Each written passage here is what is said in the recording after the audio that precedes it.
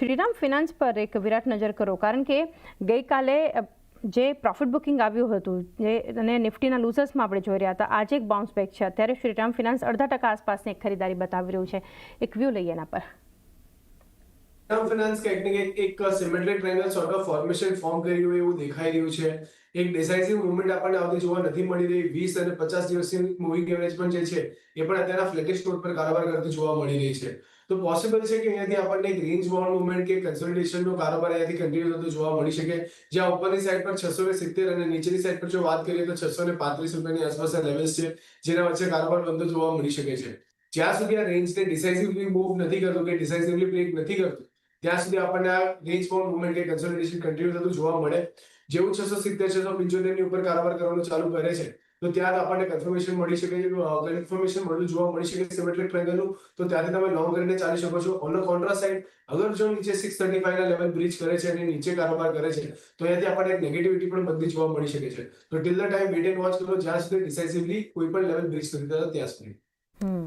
તો એક વ્યૂ હાલ તો એક વેટ એન્ડ વોચ છે શ્રીરામ ફિનાન્સના કાઉન્ટર પર તમે રાખી શકો છો.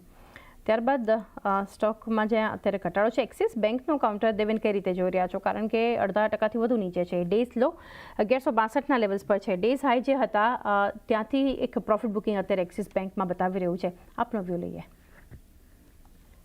સ્ટ્રક્ચર થોડુંક વીક છે. લાસ્ટ 3 દિવસમાં આપણે લો ટોપ લોઅર બોટમ ફોર્મેશન કાઉન્ટરમાં જોયું છે. 20 દિવસના એક્સપોનેન્શિયલ મૂવિંગ એવરેજની નીચે ટ્રેડ કરે છે. મારા હિસાબે 1150ના જે ઇમિડિયેટ સપોર્ટ છે એ લેવલ સુધી આવી શકે છે. મારા હિસાબે સ્ટ્રક્ચર થોડું વીક છે. ફ્રેશ બાઇંગ અવોઇડ કરવી જોઈએ. ઇનફેક્ટ અગર થોડુંક બાઉન્સ આવે 1170 1175 ની આસપાસ તો મારા હિસાબે શોર્ટ પોઝિશન બનાવવાની સલાહ રહેશે.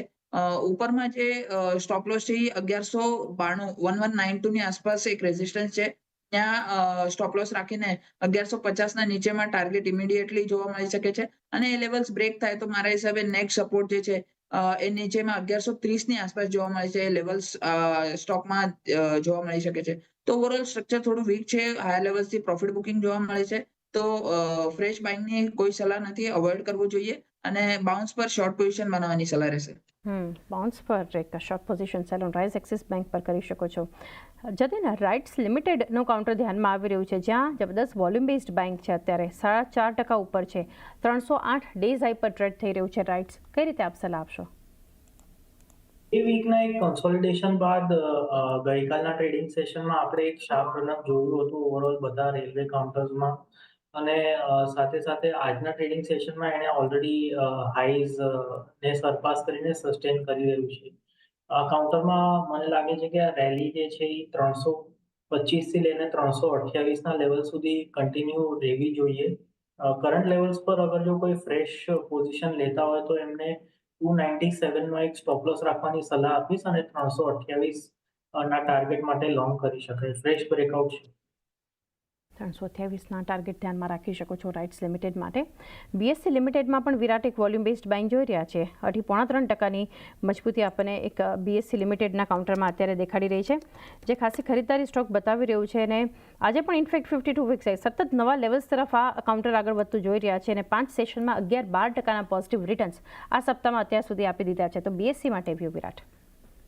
તો આપણે છેલ્લા ઘણા સમયથી જોઈ રહ્યા છે કે આ કાઉન્ટરમાં જે મોમેન્ટમ છે પોઝિટિવ સાઇડની જ કન્ટિન્યુ થતી જોવા મળી રહી છે, જેને કારણે અત્યારના એક ઓવરબોટ ટેરેટરીમાં આપણને કારોબાર કરતો જોવા મળી રહ્યો છે.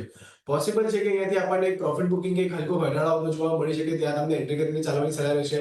અહીંયાથી બાય ઓન ડિપની સ્ટ્રેટેજી થોડી પ્રેફરેબલ રહેશે, કારણ કે અત્યારના અગર લોંગ કરીએ તો રિસ્ક રિવોર્ડ ફેવરેબલ નહીં રહે.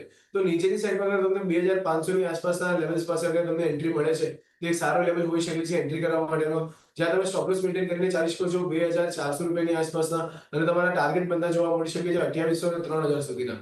તો ક્યાંક જ્યારે ઘટાડો આવે છે તો ત્યાં તમને લોંગ કરીને ચાલવાની સલાહ રહેશે. કરંટ પ્રાઇસ પર તમે હોલ્ડ કરીને ચાલી શકો છો. બાયોન ટિપ્સ અને અત્યારે પોઝિશન જો તમારી છે તો હોલ્ડ કરીશું. આ લેવલ પર અત્યારે ફ્રેશ એન્ટ્રી નહીં. બીએસસી લિમિટેડ માટે આજે પણ આ સ્ટોક ફરી એક નવા લેવલ્સ પર પહોંચતું આપણને દેખાડી રહ્યું છે. ઝાયડસ લાઈફનું કાઉન્ટર પણ દેવેન એક વ્યૂ લઈએ. 2% ઉપર છે અત્યારે. ડેઝ હાઈ પર છે ફ્યુચરમાં અને શોર્ટ સાઇડ પર કવર પણ થઈ રહ્યું છે. તો ઝાયડસ લાઈફ ગઈકાલે પણ એક સમાચારને લીધે ઝાયડસ લાઈફમાં આપણને એક ખરીદદારી આવતી જોઈ રહ્યા હતા, કારણ કે એક મેન્યુફેક્ચરિંગ યુનિટ ખરીદવાના અપડેટ હતી. આપનો વ્યૂ? મારા હિસાબે કાલને જે રેઝિસ્ટન્સ લાસ્ટ 3-4 દિવસમાં અને કાલના દિવસમાં જે રેઝિસ્ટન્સ ફેસ કરતું હતું કાઉન્ટર, 930 ની આસપાસ જે 200 દિવસના એક્સપોનેન્શિયલ મૂવિંગ એવરેજની આસપાસ છે એ લેવલ્સને આજે સરપાસ કરીને સ્ટોક સસ્ટેન કરવાની કોશિશ કરે છે. મારા હિસાબે અગર આજના દિવસમાં આ લેવલ્સ પર 930 ના ઉપર ક્યાંય બી અગર ક્લોઝિંગ આવે તો ઓવરઓલ સ્ટ્રક્ચર પોઝિટિવ રહેશે અને મારા હિસાબે આ કાઉન્ટરમાં ફર્ધર અપમૂવ જોવા મળી શકે છે. 990 ના ઇમિડિયેટ ટાર્ગેટ આ કાઉન્ટરમાં જોવા મળી શકે છે. તો મારા હિસાબે થોડું વેટ એન્ડ વોચ કરવું જોઈએ. અગર આ લેવલ્સ પર સસ્ટેન થાય કાઉન્ટર તો એક ફ્રેશ બાય બી કરી શકાય. સ્ટોપ લોસ ની વાત કરીએ તો 930 ના લેવલ્સ પર સ્ટોપ લોસ રાખી શકાય અને મારા હિસાબે ઉપરમાં 990 ના ટાર્ગેટ આ કાઉન્ટરમાં જોવા મળી શકે છે. સ્ટ્રક્ચર પોઝિટિવ છે. 990 સુધીના એક લેવલ ઝાયડસ લાઈફ બતાવી શકે છે સ્ટ્રક્ચર પોઝિટિવ. જતીન, એક સ્ટોક જે જબરદસ્ત પોઝિટિવ એક્શન બતાવી રહ્યું છે અત્યારે એ છે ન્યુજેન સોફ્ટવેર. એક વ્યૂ લઈએ, કારણ કે કંપની માટે આજે જે સમાચાર છે લગભગ $2.5 મિલિયન કંપનીને ઇન્ટરનેશનલ ઓર્ડર મળ્યો છે. જબરદસ્ત પોઝિટિવ એક્શન આપણને ન્યુજેનના કાઉન્ટર પર બનતી દેખાડી રહી છે. એક વ્યૂ અત્યારે જો ન્યુજેનની વાત કરું તો રિસેન્ટલી 2 અઠવાડિયાથી આ એક કન્સોલિડેશન ફેઝમાં હતો. 20 ડેઝ મૂવિંગ એવરેજની આસપાસ આવીને એણે એક ફ્રેશ રેલી સ્ટાર્ટ કરી છે. આ જે રેલી છે એ ઉપરમાં અરાઉન્ડ 1425 1430 ના લેવલ સુધી કન્ટિન્યુ રહી શકે. નવી એક ફ્રેશ નવી રેલી ચાલુ થઈ છે. તો યસ, 2 અઠવાડિયાના કન્સોલિડેશન બાદ નવી રેલી જે સ્ટાર્ટ થઈ છે એમાં પાર્ટિસિપેટ કરી શકાય. 1260 રૂપિયાનો સ્ટોપ લોસ રહેશે અગર જો કરંટ લેવલ્સ પર કોઈ લોંગ કરતા હોય તો. સારું સ્ટ્રક્ચર ઇઝ ગુડ. ઘણું સારું સ્ટ્રક્ચર. આજે એક સમાચાર બાદ આપણે જોઈ રહ્યા છીએ ખાસી ખરીદારી ન્યુજેન સોફ્ટવેરનું કાઉન્ટર જે છે ખાસ કરીને આપણે બતાવી રહ્યું છે. ત્યારબાદના સ્ટોક પર એક વ્યૂ લોધાનું કાઉન્ટર છે વિરાટ મેક્રોટેક ડેવલપર્સ, જ્યાં અત્યારે 0.5% ખરીદારી થતી આપણને બતાવી રહી છે. તો એક વ્યૂ લઈએ એના પર. લોડામાં પણ અગર આપણે જોઈએ તો છેલ્લા ઘણા સમયથી આપણને એક ડાઉનવર્ડ ટ્રેન્ડ લાઇનની અંદર કારોબાર કરતી જોવા મળી હતી, જેનું બ્રેકઆઉટ આપણને રિસેન્ટલી કન્ફર્મ થતું જોવા મળ્યું છે અને ત્યાંથી આપણને એક થ્રોબેક પણ ઓબ્ઝર્વ થયો અને ફરીથી કાઉન્ટર કંઈક ને કંઈક પોઝિટિવિટી સાથે કારોબાર કરતો જોવા મળી રહ્યો છે, જે સાઇન છે પોઝિટિવિટીની. નીચેની સાઈડ પર 1400 રૂપિયાની આસપાસના લેવલ છે, જે સારા સપોર્ટની જેમ કામ કરતા જોવા મળી શકે છે. ઉપરની સાઈડ પર વાત કરીએ તો 1600 રૂપિયા સુધીના લેવલ્સ, જે આપણને પ્રીવિયસલી પણ એક સપ્લાય ઝોન બનતો જોવા મળ્યો હતો, કે રિજેક્શન આવતું જોવા મળ્યું હતું, ત્યાં સુધીનો બાઉન્સ આપણે એક્સપેક્ટ કરીને ચાલી શકે છે. તો અહીંયાથી તમે 1600 રૂપિયાના ટાર્ગેટથી નીચે 1400 નો સ્ટોપ લોસ રીતે કારોબાર કરીને ચાલી શકો છો.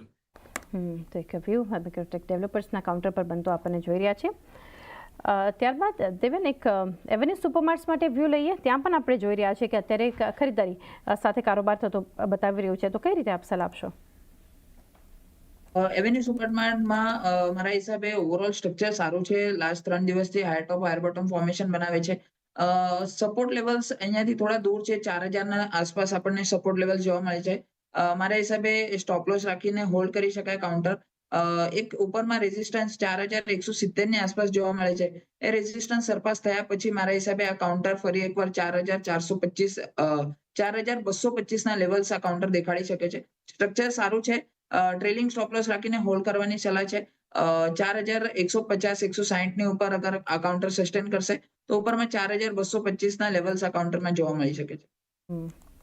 4225 સુધીના પણ એક લેવલ્સ આપણને અહીંયાથી બનતા દેખાઈ શકે છે. એવન્યુ સુપરમાર્ટ્સ માટેનો એક વ્યૂ છે.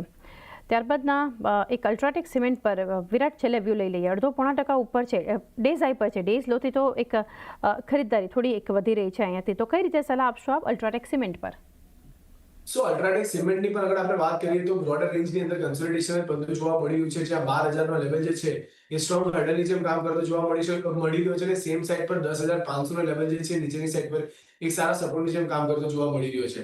તો અહીંયાથી ઈધર તમે બાય ઓન ડિપની સ્ટ્રેટેજી ફોલો કરી શકો છો, યા તો તમે વેઇટ કરી શકો છો જ્યાં સુધી 12000 ના લેવલ સરપાસ નથી થતા ત્યાં સુધી.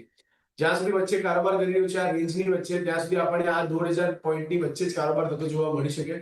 તો પ્રેફરેબલ રહેશે કે યા તો તમે 10500 આવે છે તો ત્યાં તમે લોંગ કરો, અધરવાઇઝ 12000 ના લેવલને સરપાસ કરે ત્યાં તમે લોંગ કરીને ચાલો. Till the time wait and watch કરીને ચાલવાની સલાહ રહેશે. તો હાલ તો એક view wait and watch ultra cement પર એક આ વ્યૂ તમે રાખી શકો છો. એ સાથે રજા